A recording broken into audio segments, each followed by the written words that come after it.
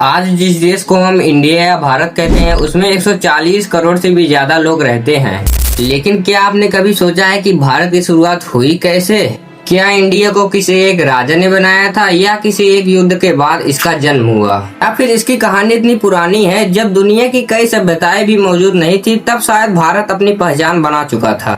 आज हम 5000 साल तक का सफर करेंगे, एक ऐसा सफर जो हमें दुनिया की सबसे पुरानी सभ्यताओं से लेकर मॉडर्न रिपब्लिक डे तक ले जाएगा। लेकिन वीडियो शुरू करने से पहले आप लोग एक छोटा सा काम कर दीजिए। ये जो नीचे लाल कलर का आइकन दिख रहा है उस पर क्लिक कर दीजिए।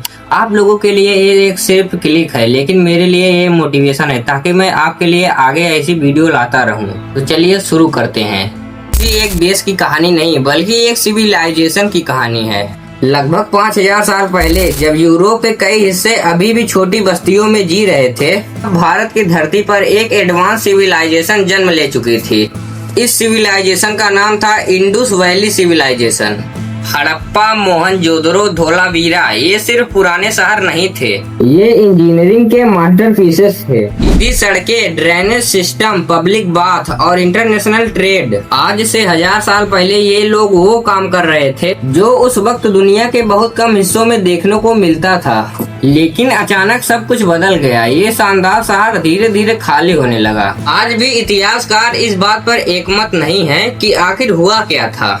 कुछ लोग क्लाइमेट चेंज को जिम्मेदार मानते हैं, कुछ लोग नदियों के रास्ते बदलने को, और कुछ लोग कहते हैं कई कारणों ने मिलकर इस सभ्यता को कमजोर बना दिया।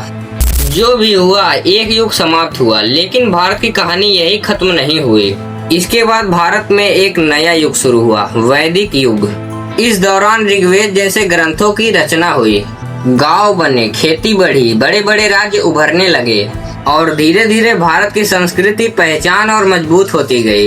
यही वो दौर था जिसने आगे चल के भारत की समाज, दर्शन और परंपराओं की बुनियाद रखी। लेकिन अभी असली बदलाव आना बाकी था। एक ऐसा साम्राज्य उभरने वाला था जो पहली बार भारत के बड़े हिस्से को शासन के नीचे लाएगा। लेकिन उसके पीछे थे महान रणनीतिकार चाणक्य। वैदिक युग के बाद भारत में एक नया दौर शुरू हुआ। छोटे छोटे गांव और जनजातियां बढ़कर बड़े राज्यों में बदलने लगी। इन्हें महाजनपद कहा गया। ऐसे कुल 16 महाजनपद थे जिनमें मगध सबसे शक्तिशाली बनकर उभरा।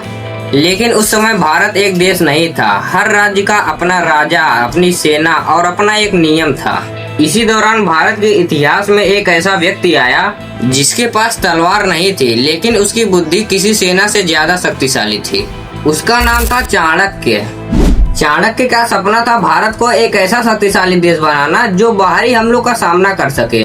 इस सपने को पूरा करने के लिए उन्होंने एक युवा को चुना, चंद्रगुप्त मौर्य।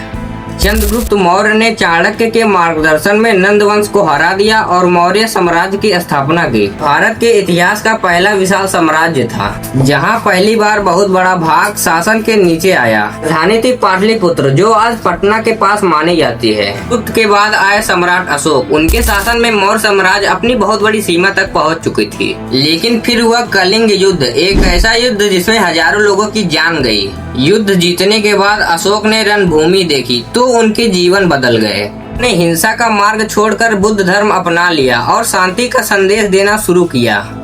आज भारत के राष्ट्रीय चिन्ह के बीच बना अशोक स्तंभ और तिरंगा के बीच बना अशोक चक्र उनकी याद दिलाता है। मौर्य साम्राज्य धीरे धीरे समाप्त हुआ, लेकिन भारत की कहानी यही नहीं रुकी। आगे आने वाला था एक ऐसा युग जिसे भारत का गोल्डन एज कहा गया, जहां विज्ञान, गणित और कला ने दुनिया को हैरान कर दिया। मौर्य साम्राज्य के पतन के बाद भारत छोटे छोटे राज्यों में बंट गया।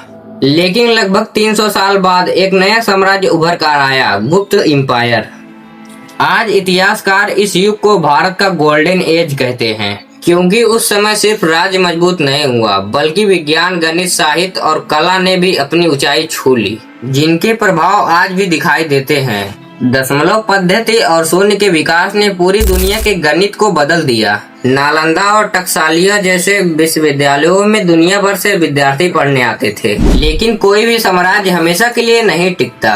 इसके बाद भारत पर कई बाहरी हमले हुए। महमूद गजनी और मोहम्मद गौरी जैसे शासकों के हमलों ने उत्तर भारत की राजनीति को बदल दिया। 1192 की तराइन की लड़ाई के बाद दिल्ली में तुर्क शासन की नींव बढ़ी। इसी से दिल्ली सल्तनत की शुरुआत हुई।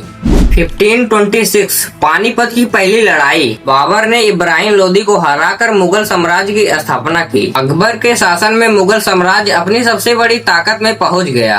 अकबर ने सिर्फ अपनी सेना ही मजबूत नहीं बनाई, बल्कि इस प्रशासन और धार्मिक सहिष्णुता पर भी जोर दिया। इसी दौरान ताजमहल, रेड फोर्ट, फतेहपुर सीकरी जैसी इमारतें बनी, जो आज भी भारत की पहचान है।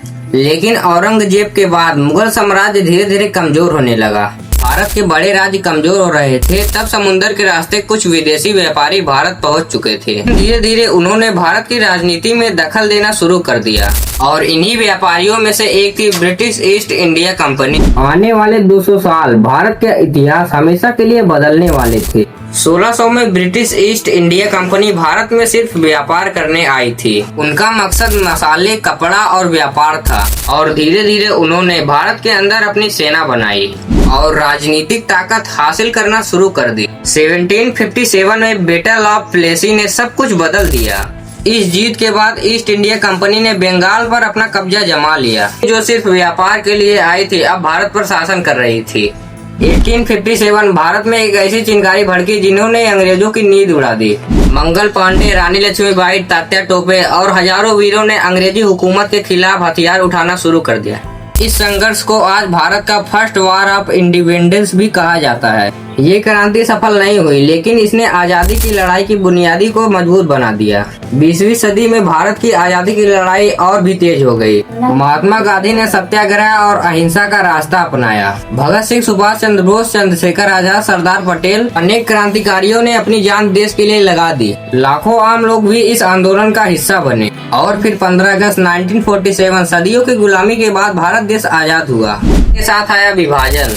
भारत और पाकिस्तान अलग हुए, लाखों लोगों को अपने घर छोड़ने पड़े और बहुत से लोगों ने अपनी जान गंवा दी। ये इतिहास के सबसे दुखद अध्यायों में से एक है। 26 जनवरी 1950 को भारत का संविधान लागू हुआ और भारत एक गणतंत्र बना। सच ये है कि भारत किसी एक राजा, किसी एक युद्ध या किसी एक दिन में नहीं बना। सिंधु घाटी सभ्यता से लेकर वैदिक युग, मौर्य और गुप्त साम्राज्य से लेकर दिल्ली सल्तनत और मुगल काल, ब्रिटिश राज से लेकर आजादी की लड़ाई तक, हजारों साल की सभ्यता, संघर्ष और ज्ञान और एकता ने मिलकर आज एक भारत को जन्म दिया।